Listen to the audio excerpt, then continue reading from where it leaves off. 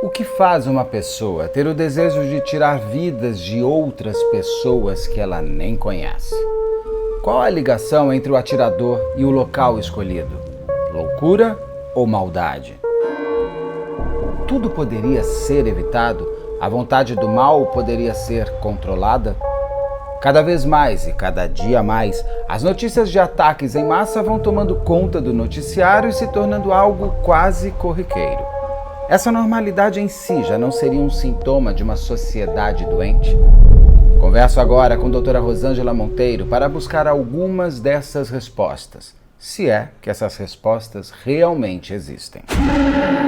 Diretamente de um dos endereços mais famosos do Brasil, de um dos principais cartões postais da cidade de São Paulo, e com as transmissões feitas dos nossos estúdios na Avenida Paulista, eu sou Beto Ribeiro e este é o Crime S.A. Saulo, tá pronto? Saulo, tá pronto? Ok, então vamos lá. Uma interrupção para uma explicação importante. A doutora Rosângela e eu fizemos alguns especiais para ficarem no ar inéditos durante esse período de dezembro e janeiro, um pouquinho ali. A gente vai voltar logo no começo de janeiro, mas para vocês terem sempre material novo para assistir vídeos que não faltem no canal. Essa é a ideia. Nós já tínhamos gravado uma grande análise da doutora Rosângela sobre atiradores em massa. É um pedido recorrente no canal, as pessoas querem entender o que fazem essas pessoas agirem dessa maneira. E a gente já tinha feito esse produto, já estava pronto para ser finalizado, quando teve essa hecatombe horrorosa, onde um menino entrou em duas escolas, uma estadual e uma particular, fazendo mais de 13 alvejados, sendo já algumas vítimas fatais. Eu nem vou falar o número das vítimas fatais aqui, porque pode ser alterado a qualquer momento, infelizmente. Também teve nesse mesmo dia, nessa sexta-feira, no dia 25 de novembro de 2022, lá no Espírito Santo, teve um outro rapaz que em outra escola, em outra cidade, que também saiu atingindo pessoas a esmo.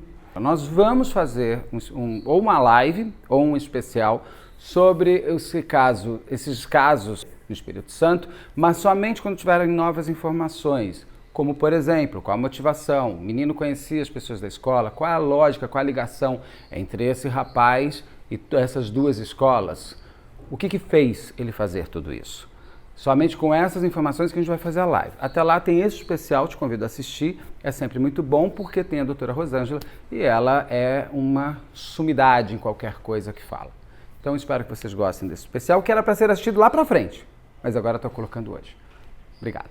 Olá, sejam todos muito bem-vindos. Antes de mais nada, aquele nosso lembrete importante. Por favor, não deixa de se inscrever, curtir, compartilhar, ligar sininho, sempre esqueça alguma coisa. Se puder, seja membro. E é isso, doutora. E vamos nós aqui para a nossa conversa, que o povo quer ver a gente conversando. Na verdade, quer ver você contando coisa. Doutora Rosângela, muito perdem para falar sobre esse fascínio que os atiradores em massa, de alguma maneira, trazem, né? Não sei se atiradores em massa, matadores em massa, como é que fala isso? Matadores em massa. Matadores em massa. Então, porque teve um agora na Praia Grande, há pouquíssimo tempo. Que caso é esse? Esse é um tipo de atirador em massa?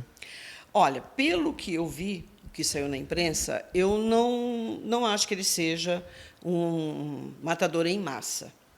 Esse já é um rapaz que já estava respondendo por um crime de homicídio, ele estava cumprindo 14 anos de prisão.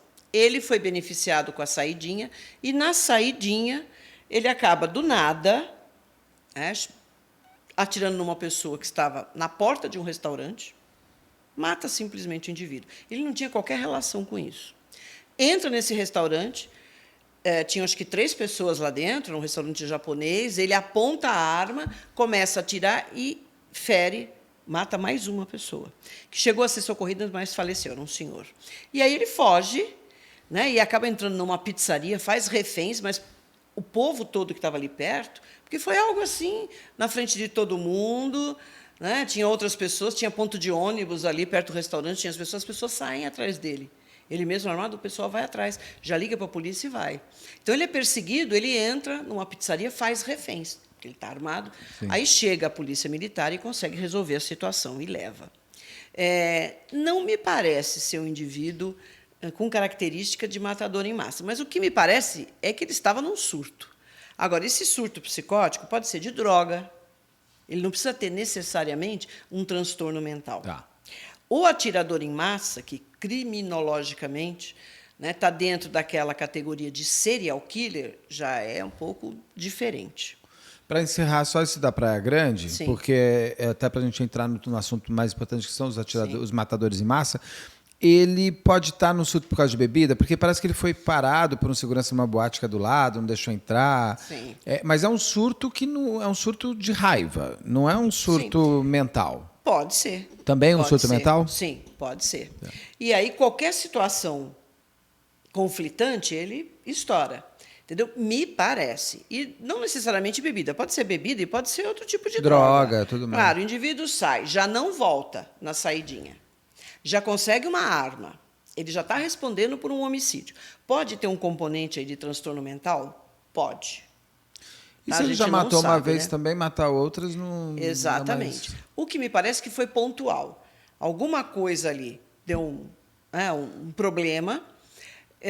Ele poderia estar já drogado, seja por álcool também, porque o álcool é um depressor do sistema nervoso central, então age também como um entorpecente.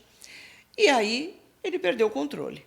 Me parece que é isso. E esse perder o controle, esse surto, ele tira a razão, ou seja, ele pode, inclusive, não lembrar do que ele fez?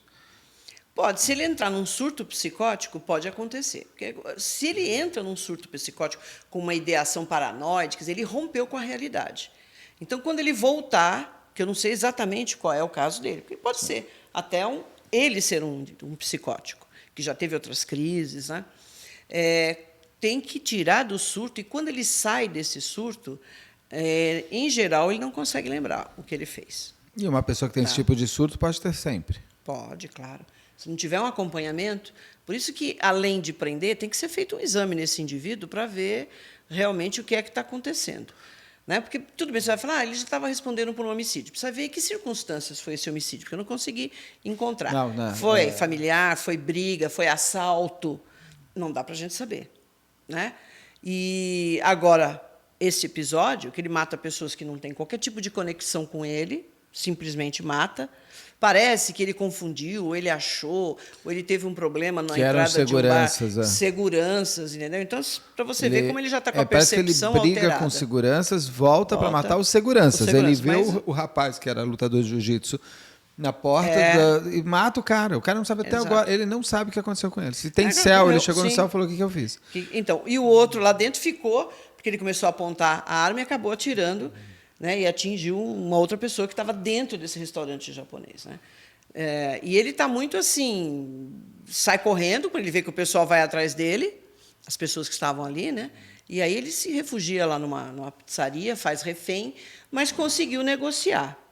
Então, não dá para saber exatamente, não me parece um matador em massa, mas ou alguém que entrou no surto, ou ele mesmo ali foi uma explosão de raiva, entendeu? Mato mesmo, e tem a arma, né? Está com a arma na mão. A arma de fogo é sempre um facilitador, Beto. Com faca, com um pedaço de pau, você tem que se aproximar do outro, pode ser que o outro tire, né, aquela arma da tua mão e vá para cima de você. Agora, com o revólver, você não precisa nem chegar perto da pessoa, né? Basta você fazer um movimento com o dedo, à distância. Aí faca... É diferente, faca, você está Sim. próximo, você tem que ter força tal, e tem que o força, outro não fazer nada. O outro não fazer nada, mas sempre tem reação, né? Agora, no caso dele, se ele estava em surto nessa vez, ele pode voltar. Então, o que é? Essas pessoas vão estar no manicômio, não na prisão? Tem que fazer uma avaliação, né, psicológica, para ver se o caso dele é realmente ficar... Surtado. Para ele realmente ficar num local apropriado para isso, um manicômio judiciário, ou volta para a prisão. Né? Ainda tem que ser feita uma avaliação correta, não dá para a gente falar assim de pronto o que deveria. De qualquer maneira, tem que ser feita essa avaliação.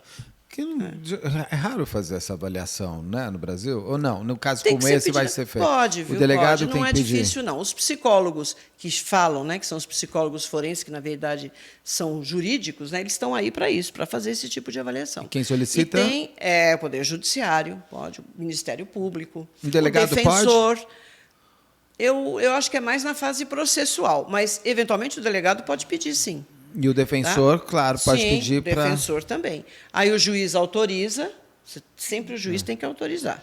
Tem que ver se procede aquilo, se tem a ver. E a gente tem órgãos aqui, né, públicos, que faz isso. Então, o IMES, que é um deles aqui em São Paulo, que é o Instituto de Medicina Social e Criminologia, faz esse exame, tem psiquiatras e psicólogos. No IML tem também, tem um departamento de psicologia aqui em São Paulo, que pode fazer esse exame. Então, são psicólogos bom, preparados para isso. Porque se ele for de surto... Agora, nesse rapaz aí da Praia Grande, é essa história, né? Vai agora para... Agora, o matador em série, ele existe. E ele a sensação que eu tenho é que ele está existindo cada vez mais. Principalmente nos Estados Unidos. Sim. Os Estados Unidos é o país dos serial killers porque eles investigam como serial killer. Exato. Mas também tem os matadores em série, porque a sensação que eu tenho é que é uma panela de pressão dentro de uma cultura que está em exportação. Sim. Quais são as características que unem todas, desde das do Brasil, como o caso Suzano, até as mais clássicas americanas? Tem na Rússia agora. Tem. O que liga? Essas pessoas que fazem isso fazem por quê? Essas pessoas, quando você chega nesse diagnóstico e entende que é um matador em massa, são pessoas que têm transtornos mentais. Psicose. São psicóticos. Pode estar dentro do espectro da esquizofrenia, em geral está. Tem sempre ideação paranoide, e a paranoia é um combustível ideal para isso. Porque, falando assim de forma bem popular, a paranoia é a mania de perseguição. Então, tem sempre alguém querendo me prejudicar. Na época que eu era aluna do pré-primário, eu sofria bullying. São os meus colegas de faculdade que não gostam porque eu sou asiático. Estou falando de casos até reais lá nos Estados Unidos. Qualquer coisa. A paranoia pode ser qualquer coisa, depende do indivíduo. Isso é muito particular. Mas a paranoia é um dos elementos. E esse indivíduo está com a percepção totalmente alterada, a consciência alterada, e ele vai agir em função desse surto psicótico. Ele tem alucinação, ele tem ilusão, ele cria delusão, que é uma crença. O que é delusão? Delusão é uma crença irreal, que só existe na cabeça dele. Ela não é factível, ela não tem ligação com a realidade. Entendeu? Mas o indivíduo acredita piamente. Acredita que se não matar aquela pessoa, o mundo vai explodir. Isso é uma delusão. Sim, sim. Então, eu tenho que fazer isso de qualquer maneira, é minha responsabilidade, eu devo isso à sociedade. Ele cria uma fantasia, esse indivíduo ele já perdeu, essa noção do que é fantasia e realidade, para ele está tudo misturado, ele vive a fantasia como se fosse realidade. E é interessante. Nós temos matadores em massa. Por exemplo, como o caso do Texas, que acho que aconteceu uns 3 anos, de um senhor, já tinha uns 60 anos, milionário, ele comprou um arsenal... não foi em Las Vegas? Las Vegas. Do hotel, aquilo lá, então, estava tendo um show lá embaixo. Exatamente. O que acontece com esse homem? Ele já estava em tratamento. Milionário, comprou um arsenal, tudo que ele podia. E interessante que ele colocou câmeras, ele mesmo instalou câmeras no hotel luxuoso, foi lá para o topo, lá para a cobertura, e simplesmente começou a atirar nas pessoas que estavam ali em cima. A esmo. A esmo. Eu não tive detalhes assim do que realmente ele estava fantasiando, por que ele tinha que fazer isso, o que ele estava entendendo que fosse aquilo. Mas, olha, é interessante, o matador em massa sempre ele tem que se matar. Isso é um padrão, Beto. Parece que assim, se matar é o apogeu. Então, ele vai ficar sendo reconhecido como uma pessoa que fez algo de muito positivo, que livrou a sociedade, e ele se sacrifica em nome da sociedade, das pessoas, da família. Deixam vídeos, cartas, alguma explicação? Deixam. Hoje é muito comum nas redes sociais e nas pesquisas de internet. Em geral, você vê esse tipo de coisa. E isto é um padrão. Esse indivíduo de Las Vegas, ele colocou as câmeras por quê? Porque ele estava monitorando a polícia. Quando ele viu que a polícia já estava chegando, porque esse tipo de criminoso, a polícia chega rapidamente. Ele vai matar uma quantidade razoável, às vezes até mata muita gente, mas a polícia chega, porque alguém vai comunicar. Não tem um preparo. Não, eu vou fazer algo escondido. Não tem um planejamento nesse sentido de eu não vou deixar vestígios, porque depois eu vou fugir, né? Eu tenho que fazer. Não. Ele vai porque é como se fosse uma missão que ele tem que fazer, aquilo ele tem que fazer, ele tem que atingir aquela plenitude emocional, etc. Aí, quando ele viu que a polícia estava chegando, ele se matou. Tem alguns que se deixam matar pela polícia. Então, quando a polícia fala, para, solta a arma, ele faz um gesto, né, ou ele pega a arma e vai para cima da polícia. A polícia, evidentemente, vai atirar, principalmente nos Estados Unidos. Não tem mais ou menos. E aí ele consegue atingir o intento dele. Né? Mas tem indivíduos, por exemplo, tem um caso, acho que é Adam Lanza, é de um garoto, de um adolescente, que ele deixou muita coisa na internet, e os textos dele eram em função de um bullying que ele sofreu quando ele era garoto, numa escola pré-primária. Isso é real? Pode ser ou não. Não necessariamente é real essa paranoia. Entendeu? O indivíduo cria, ele fantasia isso, ele vê, né, coisas que não existem. Enfim, eles costumam também fazer isso. Às vezes, mata alguém próximo. Esse garoto, me parece que matou a mãe, ou o pai, ou a madrasta. Foi para essa escola. Quer dizer, as crianças que estão lá não são as mesmas que teriam feito bullying. Você percebe? Mas ele vai, porque é a escola. E lá ele matou 27 pessoas. Entre crianças, professora, diretora da escola. Esse matou. Ou seja, tem 2 pontos aí. O matador em série real, o clássico, ele sempre vai a algum lugar que lhe é da vida. Ele não vai, ele pode escolher um lugar completamente aleatório. A maior parte nos Estados Unidos sempre relação. Nas escolas, sim, né? Escolas, sim, sempre. Quando a gente vai olhar aqui para os casos aqui do Brasil, também você vê que tem algum tipo, nem que não faça muito sentido para a gente. Sim.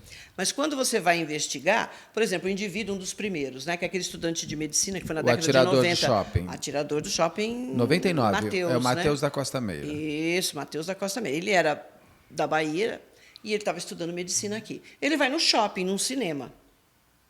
Então aí você tem que explorar por que ele vai no cinema. Porque o Shopping Morumbi, além de tudo, porque ele morava no centro. Exatamente, Shopping Morumbi.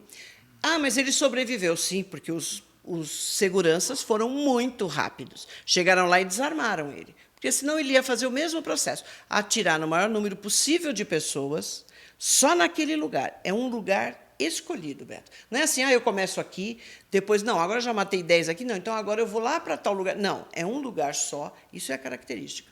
E ele se mata. Nesse caso, não conseguiu, porque os seguranças foram muito bons. E travou um pouco a metralhadora dele, né? Travou, ele se atrapalhou, bom, chegou. Senão ele teria matado mais gente. E era uma sessão com poucas pessoas. Exatamente. Era uma sessão Clube já tarde. Clube da Luta. Tá.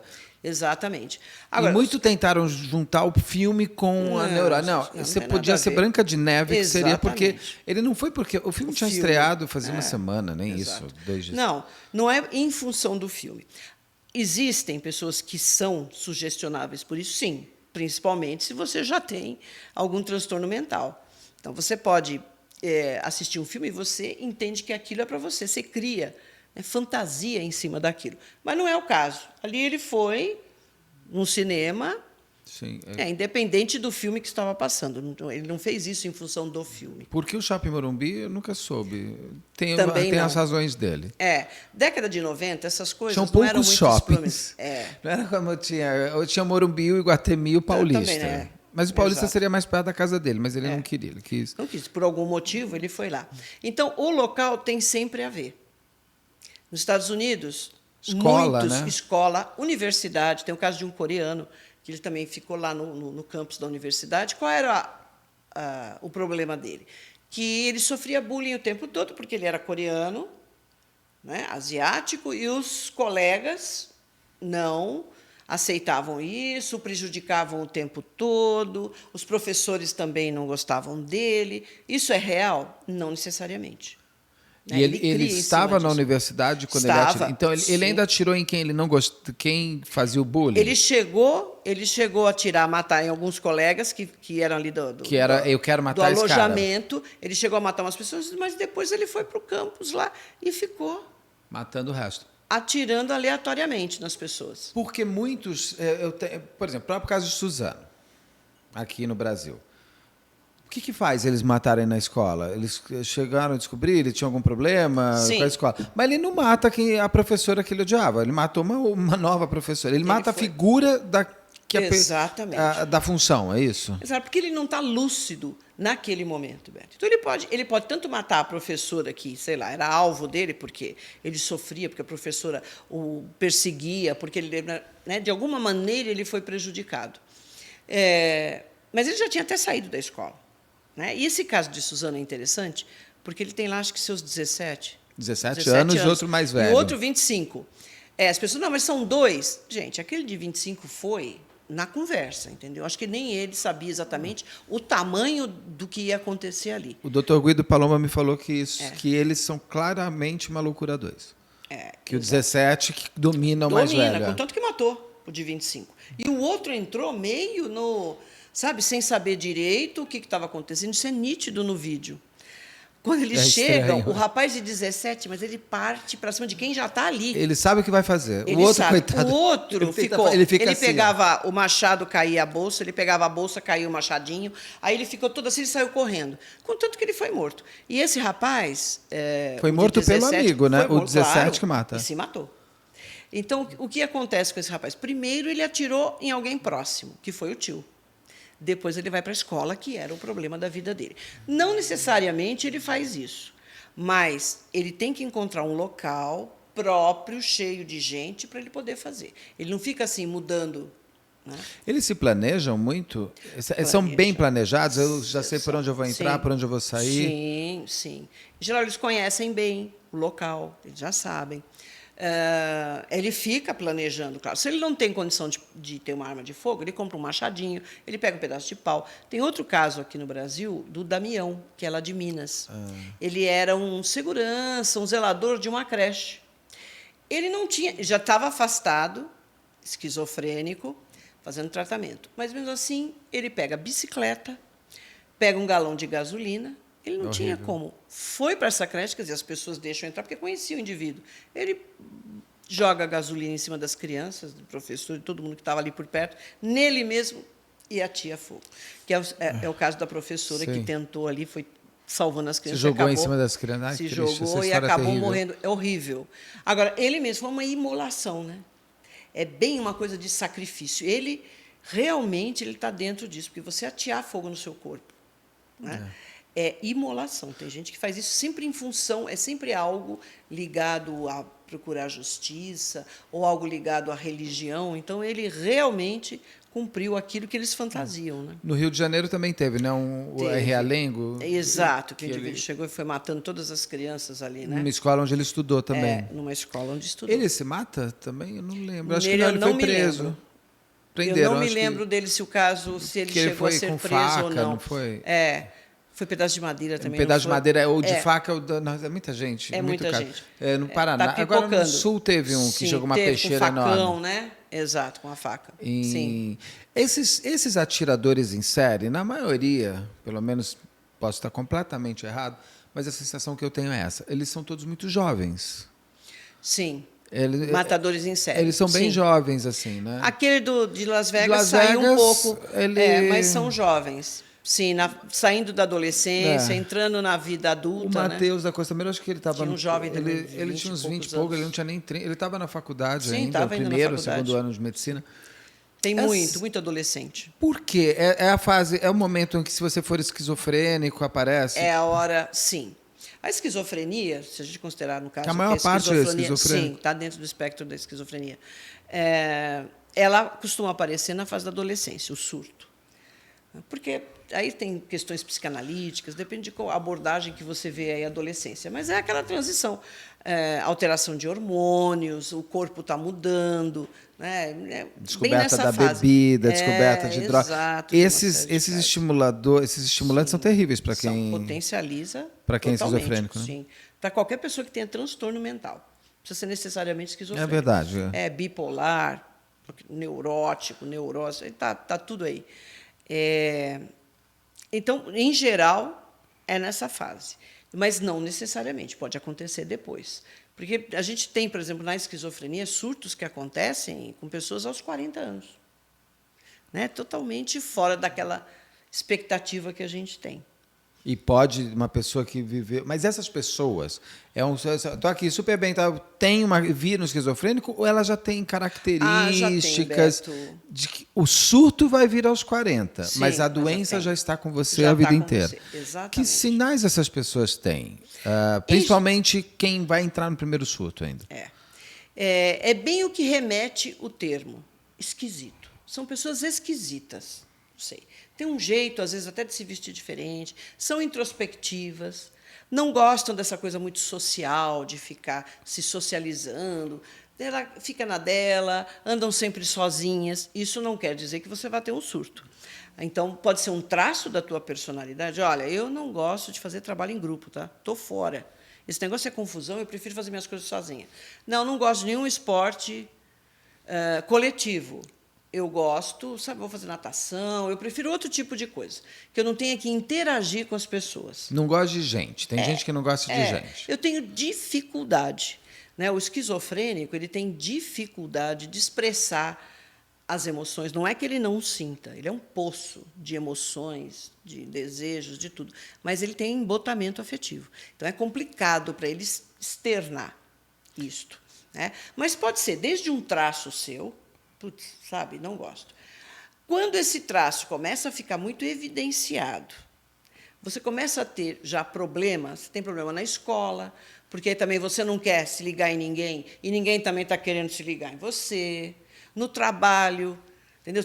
Tem que fazer as coisas, você complica sempre tudo, não quer dividir com as pessoas, você quer fazer as coisas sozinho, vai se isolando, você já está entrando num transtorno de personalidade, que é os esquisitos, exatamente. É o primeiro grupo dos esquisitos. Esquizotipo, esquizoide. E o que faz do esquisito não ser um esquizofrênico?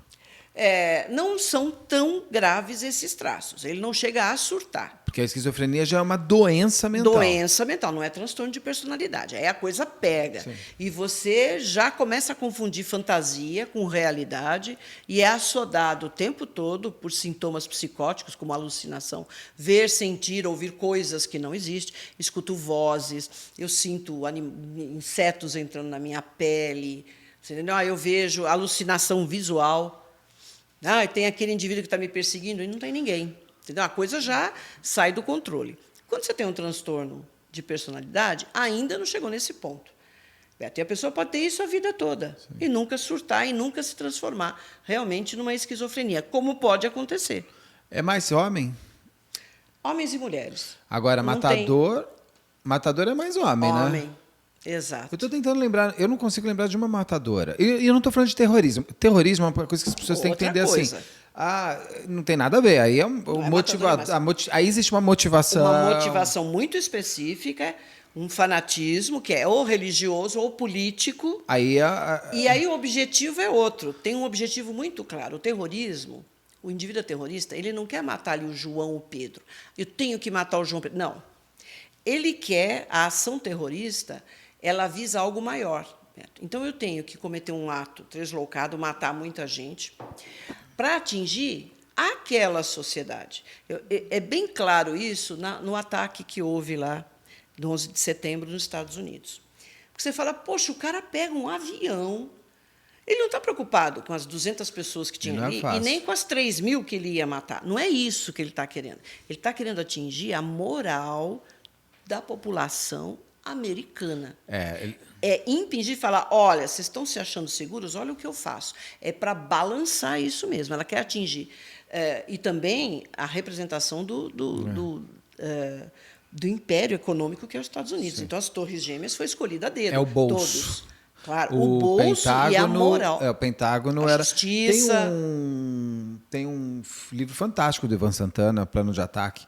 Recomendo muito, quem quiser entender bastante bem como é que foi feito o 11 de setembro, porque não é fácil você organizar pessoas que vão pegar um avião, que vão dirigir é bom, né? Que vão pilotar o avião, que vão se matar. E são várias, cada avião tinha 3, 4 pessoas. Sim. Como é que você organiza os aviões saindo ao mesmo... A matemática de eles pegarem os aviões teria um quinto que o cara que ia pilotar não consegue entrar no Brasil, eu estou louco, nos Estados Unidos ele estava... Ele não consegue. Porque todos eles saíram e foram para os seus países se despedir sem as pessoas saberem, era uma despedida e voltavam. Quando esse quinto volta, esse era o avião que ia para Casa Branca.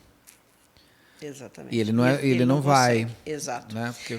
Mas o mais assustador, sabe o que é? Que essas pessoas, esses homens, eles tinham uma vida nos Estados Unidos. Sim, eles tinham uma vida, eles eram casados, eles tinham filhos, e sempre com aquela determinação. O cara já estava 15, 10, 13 anos nos Estados Unidos. Não, e foi em 2001 a odisseia do ataque, mas desde 90 eles estavam planejando isso. Exatamente. E essa pessoa... planejamento de décadas. Exatamente. Veja o que é a determinação desse indivíduo. Porque, nesse período, ele trabalha... Ele conhece as pessoas, ele se prepara também. Foram fazer treinamento de pilotar avião. Exato. Tudo muito planejado.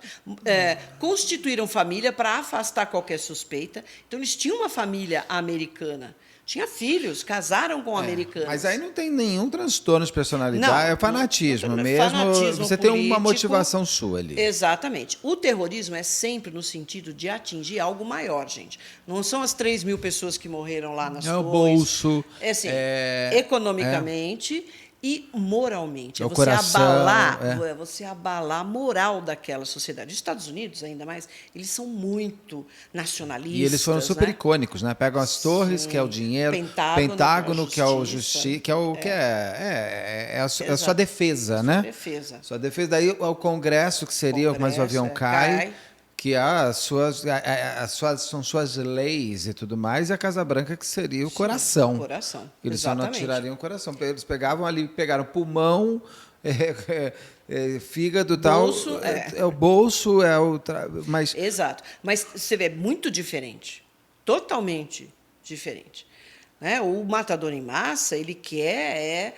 ele entra nesse processo de eliminar aquilo que é muito ruim, mas ligado a ele. Ele é o passado dele. É o passado dele. São coisas dele. E ele se sacrifica nesse sentido, fantasiando que esse é um fechamento para o que ele tem que fazer. Né? Porque as pessoas depois vão reconhecer ele como um herói. Porque ele se sacrificou pelo bem da sociedade. Na série 13 Reasons Why é mostrado um garoto que ele passa por situações de abuso dentro da escola, que, se eu fosse ele, eu não sei, eu não tenho nem condições de pensar no que ele passou.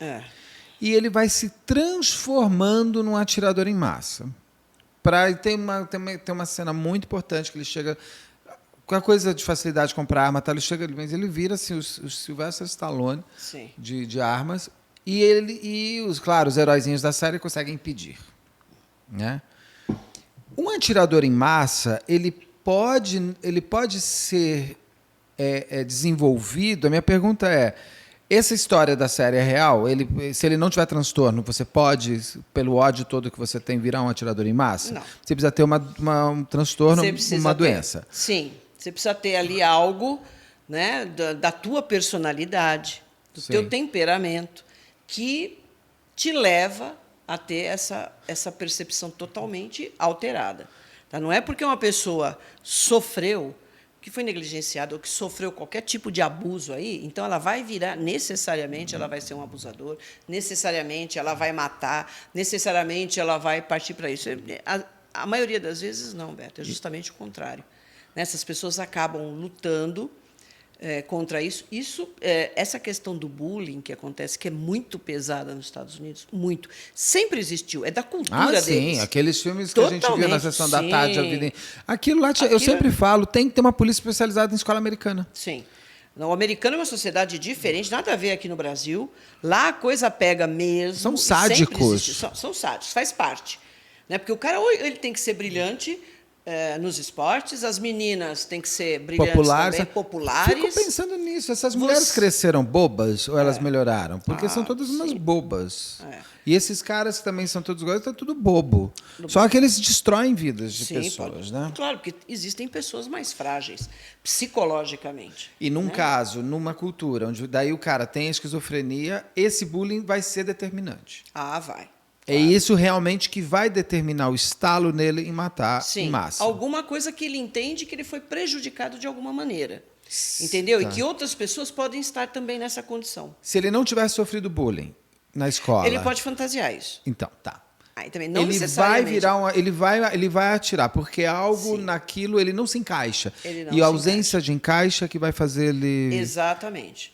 Aí ele fantasia que ele é uma figura importante, porque ele vai acabar com aquilo, né? Vai livrar as outras pessoas daquela situação e ele vai sair como herói, que se sacrifica.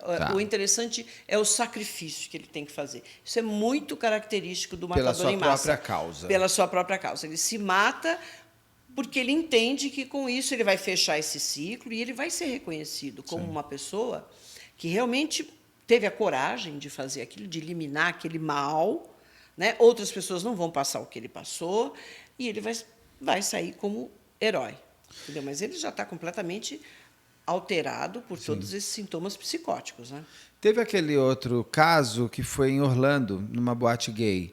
Isso tem a ver, ou isso pode ser uma homofobia que determina? Aí, cada caso tem que ver. Pode ser algo ligado à homofobia.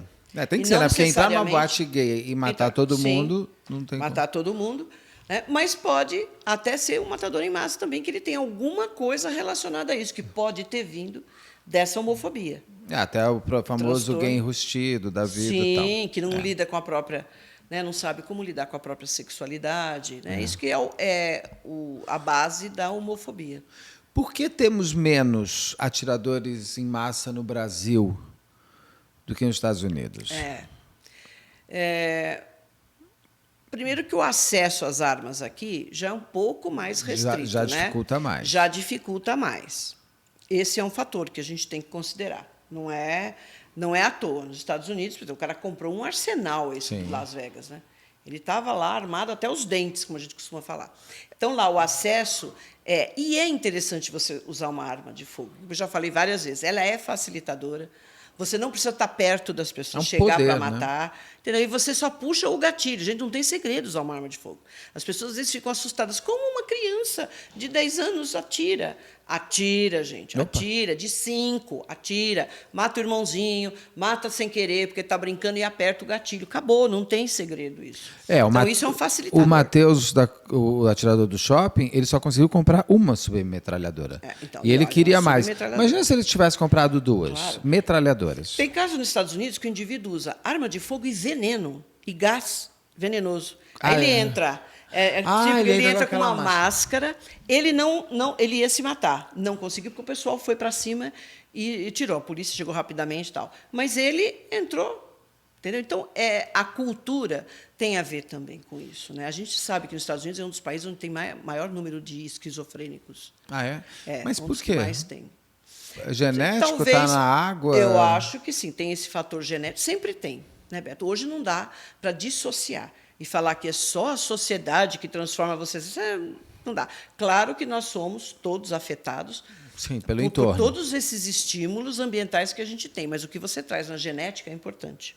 Você não pode desprezar. E tem a questão cultural.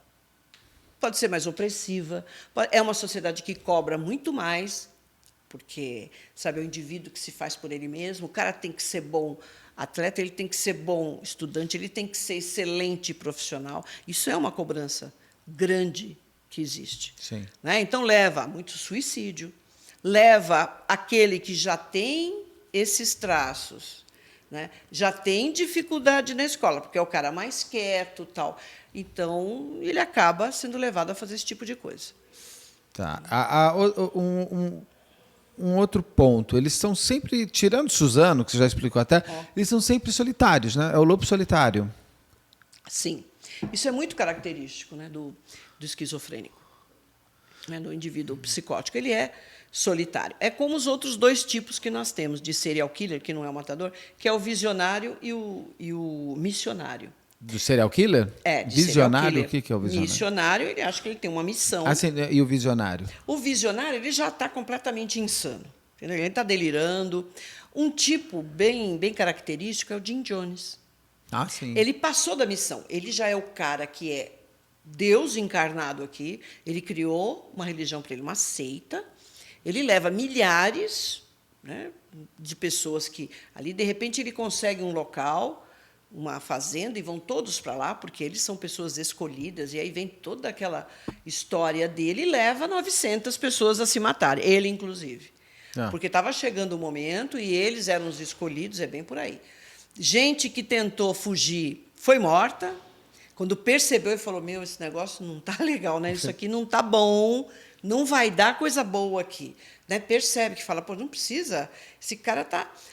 Outros ali, né, do mesmo grupo religioso acabam matando, e alguns fugiram para poder contar a história. Né? Porque quando a polícia chega lá, FBI, tinha 900 pessoas mortas. Né? Então, é o indivíduo que ele já está naquela fase do deslumbre, ele já está completamente... E os outros estão na loucura coletiva, na histeria coletiva. Sim, ele também não laçou ninguém para estar lá. As pessoas vão porque entenderam ali que seria bom para elas, que é aquilo que elas queriam ouvir. Entendeu? Sim. É interessante essa relação. Você já assistiu ao filme Precisamos Falar sobre Kevin? Assisti. Então, ali, ele é um atirador em massa diferente, porque ele é um cara de uma família nada disfuncional, ele não parece ser um garoto... Não, ele não é um esquizofrênico. Ele é um psicopata. Ele é mau. Tanto que ele não se mata. Exato. Então, ele não se mata. Então, mas isso é baseado numa história de um matador em massa. Que mata a irmãzinha primeiro. Sim, depois vai e mata todo mundo lá. O que tem esse aí? Precisamos falar sobre Kevin, que também é de um livro. É a tal história, Beto, daquela... dessa liberdade, entendeu? Que o indivíduo tem. Ninguém está preocupado, além da aula de psicopatologia. Eu falo muito isso para os meus alunos. Gente, eu gosto de relacionar com filmes. Eu acho que tem filmes excelentes para você falar. Só entrando aqui, depois eu volto nesse assunto. O exemplo do indivíduo que é o missionário, que ele tem uma missão. É o Seven. Não sei se você assistiu com o Brad Pitt e o Morgan Freeman. E também tem ele é ótimo, Kevin Spacey. Ele está ótimo. O que ele era? Ele matava as pessoas e recebeu aquela missão de Deus. Um serial killer missionário, entendi. Exatamente, ele matava as pessoas que cometiam 7 pecados capitais. Entendeu? E ele, super inteligente, montou tudo aquilo. Aquilo é um missionário. Ele não é psicopata. E o visionário, a gente falou do Jim Jones. Por exemplo. Né? O indivíduo que já cria uma seita, uma coisa diferente, ele já está totalmente tomado pelos delírios, é misturado. Né? Esses dois acabam misturando. E qual o transtorno de personalidade desses? Eles não são psicopatas. Não. Eles são aí é uma esquizofrenia. Sim. Tá. É doente mental mesmo. Psicose. Porque a esquizofrenia tem um espectro grande e não necessariamente é esquizofrênico, mas é um psicótico, que não tem nada a ver com psicopata. Psicopatas são outros. E aí, voltando na história de Precisamos Falar sobre Kevin, o que eles fizeram? Um psicopata que é um matador em massa. Isso não existe. Psicopata, quando é serial killer, é outro tipo de história. Então, a gente precisa ter cuidado, porque senão a gente mistura. Ou seja, uma ficção mesmo. É uma ficção. Eles ali, até para uma questão, porque o fulcro ali do filme é entretenimento. Não, e a mãe dele, né? Para deixar. Porque a família foi julgada como ele. E ela esperando o filho sair da cadeia e ela preparando a casa para ele. Você só descobre isso no final. Mas aí tem isso. Então, tem a coisa de você criar, você que é um escritor, por exemplo, né? Você sabe que você tem que criar uma tensão, aqueles momentos. Então, vamos misturar. Não vai ser bem o louquinho que está fazendo. Não, o cara é mau que faz isso. Pega gato, muito... ele tem tudo. Ele era um popular ele é um psicopata, sim. Né? Mas o psicopata não vai fazer aquilo. Exato. Exatamente. Mas funciona, porque as pessoas gostam. E quem não conhece esses detalhes, ou não conhece profundamente psicopatologia, nem criminologia nesse aspecto, acha super interessante. Todo mundo fala desse filme comigo. A primeira vez que eu fiquei sabendo que aquilo não está errado. Exato. Está errado como estrutura de personagem. Sim. Ele podia ter sido o Matheus lá do Atirador do Shopping. Não deixaram ele se matar. Sim. E ele ser um esquizofrênico, mas daí não dá para ele ser um esquizofrênico, gato, popular, de uma família... Não é? Fica estranho. E mal. E mal, muito mal. Porque a maldade, a crueldade está muito ligada, né? Quando ele mata a irmã dele, é de uma maldade horrorosa. Exato. Né? Então não cabe, porque um esquizofrênico é um sofredor. Se você quer criar um filme de impacto, um personagem impactante, para você colocar um sofredor diferente da visão que o indivíduo teve desse último filme do último não, né? Porque já teve um outro filme que tinha aí o oh, meu Deus, esqueci, Coringa. O Coringa. Estou falando Coringa do Joaquim Fênix. Sim, fantástico. O cara é um sofredor, do começo ao fim. Que mãe é aquela? Você tem pena. Você vê como ele apaga... Não, ele apagou aquilo que a mãe fez com ele. O sofrimento, porque a mãe nem era a mãe dele. Ela pegou uma... exato. É verdade. Que complicado. É um filme que você fica solidário a ele. Você começa a sofrer com ele. Tudo que ele passa. Olha que visão interessantíssima. E muito bem colocada. Né? Como se você tivesse... Qual é o processo do indivíduo virar um serial killer? Porque ele vira no final, né? Ele vira um indivíduo que já comete crime e aí ele vai. Mata a psicóloga dele. Numa loucura coletiva também. Porque ele vai... Em Gotham City, eu vou te falar, né? Gotham City é a opressora daquele jeito é difícil, né? Mas aí... muito bem colocado aquilo, Beto. Muito bem mostrado. E, inclusive, o que é a fantasia para o esquizofrênico? Que as pessoas não conseguem entender. Ele mistura fantasia com realidade. De repente, ele percebe. Ele fala, mas aquilo eu não vivi. Aquela historinha dele com a moça lá. Sim. Que eles estavam tendo um relacionamento, que a moça acompanha ele para visitar a mãe, que a moça está lá com ele. De repente, né, quando ele toma consciência do que era a mãe dele, porque ele apagou aquilo também, né? Está lá muito bem escondido. Aquilo vem para ele. Ele percebe que fala, poxa, eu sempre estive sozinho o tempo todo. Essa moça não estava comigo. Tudo que eu achava que estava acontecendo não era real. E ele, né, muito bom. Agora, atiradores em massa, eles inspiram futuros atiradores em massa? Ou a pessoa não vai se contaminar e virar um atirador em massa, mesmo sendo esquizofrênico, porque viu o outro agindo, já que é algo tão particular? Beto, se você tem uma personalidade íntegra, você pode assistir o que você quiser, você pode jogar o que você quiser na internet, que você mata 10, que você sai de lá e, sabe, vai na missa. Tá tudo bem. Porque era uma brincadeira. Você estava no videogame. Não disse, olha, isso aqui não é real, tal. Agora, a partir do momento que você tem algum tipo de transtorno, que pode ser até um transtorno de personalidade, é claro que essas coisas influenciam. Né? Não dá para a gente separar. Ainda bem que são poucas pessoas. Porque, para a gente contar o número de pessoas que assistem filmes de... né, violentos, que jogam todos esses jogos violentos e tal, Nossa Senhora, todo mundo ia virar, né, matador. Mas é claro que essas pessoas são afetadas. Mas um país... E podem fazer, e podem já ter a ideia de caminhar daquele jeito, entendeu? De fazer aquilo que ele está vendo. E os Estados Unidos está se tornando quase corriqueiro, né? Lá sempre. Toda né? hora você está lendo. Não, mas lembra Columbine, a primeira vez? Aquilo, foi década de 90, começo, né? Que você fica... Meu Deus! Que absurdo. Aí todo mundo tinha medo de que alguém tivesse uma arma na mochila da faculdade. Imagina, mas o Brasil não teria como ter isso e tem todos os elementos também. Mas nós temos aqui também. Tem se tornado mais constante. Sim, eu digo assim... já não te choca tanto, porque ele já está se tornando quase pueril muitas vezes. Mas só matou 10. Mas ainda bem que ele só matou 3. Daí, né? que bom, né? Todo mundo saiu, matou 3 só. Ele se matou. Então foram 4. Então, assim, a gente está meio que se acostumando. E um pouco exportando, né? Porque eu vi que até na Rússia teve agora. Então as pessoas estão. Exatamente. Por isso que eu pergunto se é inspiracional. Pode ser sim. Se eu já não compreendo a realidade, muito bem. Né? Se a minha percepção está alterada, a minha consciência, eu já não entendo, né, o meu senso crítico, né, como eu avalio as consequências, já está tudo misturado, a minha cognição está alterada. Para isso ser um empurrãozinho, pode ser sim. Dá para falar que não. Um matador em série, como o Matheus, do Atirador do Shopping, que não se matou e está vivo, e que tem pleiteado, inclusive, liberdade. E o próprio pai dele fala que não quer o filho livre. Sim. Ele se sai. Eles conseguem não fazer de novo? Ou já é algo que... Tem que ter um acompanhamento. Entrou na espinha dorsal. Entrou. Tem que ter um acompanhamento. E aqui no Brasil é temerário. É difícil, hein, esses indivíduos serem acompanhados. Nos Estados Unidos, pelo menos, essas estruturas são boas, porque os indivíduos acompanham. Agora, aqui, ele tem que tomar medicação. O maior problema de paciente psiquiátrico é não tomar medicação, é não acreditar que ele tem um problema.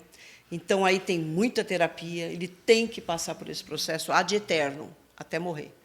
Entendeu? Porque o indivíduo que tem depressão, ele acha que ele não tem nada, ele não vai procurar ajuda. Aí tem a medicação, bebe, toma, deixa de tomar medicação, então toma medicação com bebida, é um rolo. Eu fiz já estágio em hospital psiquiátrico, aqui, bem clássico mesmo, que é o... Franco da Rocha, não? Não, não foi Franco da Rocha. Meu Deus, eu penso na palavra e não consigo falar. Bom, então, é complicado, viu? Essa questão de tomar medicação. As enfermeiras, o pessoal que ia fazer a limpeza, às vezes puxava a cama, tirava o colchão, estava cheio de comprimido, de remédios, e põe na língua, sai, você tem que ficar olhando para tomar. Então, é complicado. A pessoa tem que estar consciente do que ela tem. Né? E aí, o que não tem é consciência. Exatamente. E terapia, né? A terapia que faz isso, porque a medicação não vai fazer isso. Ele tem que estar consciente que ele, tomando a medicação, ele está bem. Aí ele acha, bom, eu já estou bem, então... Não preciso de mais nada. Bom, mas as pessoas não tomam antibiótico direito, porque no terceiro dia já ficaram bem. Já não estou mais precisando. Desculpa, gente, lembrei o nome. Charcot. Era um hospital psiquiátrico, não sei como está agora, só de mulheres. E também tem uma coisa, né? Sinais que uma pessoa vai fazer esse tipo de coisa. Como você já falou, eles já são indivíduos que separatistas por si mesmos. Eles não falam com ninguém direito. Não, muito Ficam difícil. Isolados. Isolados, sozinhos, são taciturnos, Às vezes ficam conversando pela internet com alguém que ele nem sabe quem é. E você só vai descobrir depois. Depois, exato. Que a pessoa estava ali. Né? Exatamente. Doutora, mais alguma coisa sobre esse overview de atiradores em série? Então, só para a gente, assim, acho que tem que ficar claro a diferença, né, entre matadores em série e com terroristas. Sim. Né, que são coisas muito distintas. Eles escolhem alvos importantes e específicos. Vai explodir uma creche, vai numa escola infantil, vai são se explodir. Ícones, eles vão buscar ícones. Vai se explodir lá num local, por exemplo, que é um... Vai pegar um carro e vai entrar com o carro em cima de todo mundo. Exatamente, que é um calçadão e mata lá gente que não tem nada. É sempre os inocentes, úteis para isso. Entendeu? Mas o alvo não está naquelas pessoas, diferente do matador em massa. Ali, ele tem... Mesmo que aquelas pessoas não sejam aquelas... Né, que faziam bullying com ele, por exemplo, no colégio. Aquele pessoal já cresceu. E ele vai lá matar a criancinha que está entrando na escola agora. Mas, para ele, e principalmente também não achar que todo esquizofrênico vai virar um matador em série, porque não é assim, né, gente? Não é assim. Olha, na história aqui da humanidade, a gente sabe que os transtornos mentais sempre estiveram ligados a cometimento de crime, tá? Mas isso não quer dizer que quem tenha um transtorno mental, mesmo que seja sério, uma esquizofrenia, paranoide, ele vai cometer um crime. Tá? Então, isso tem que estar sempre muito claro. Senão parece que a gente está determinando já, né? Não pode. Não pode. Doutora, é sempre um prazer conversarmos. Muito bom. Espero a próxima conversa logo. Isso aí. E é um prazer ter você aqui no canal, para a gente entender tanta coisa. Legal. Muito obrigado e muito obrigado principalmente para você que assistiu, que se inscreveu, que curtiu, compartilhou, ligou o sininho, se tornou membro, mas também se você não se tornou membro, muito obrigado também. Mas, por favor, não deixe de se inscrever, curtir, compartilhar, ligar o sininho, eu estou sempre esquecendo alguma coisa. Então, muito obrigado e até a próxima.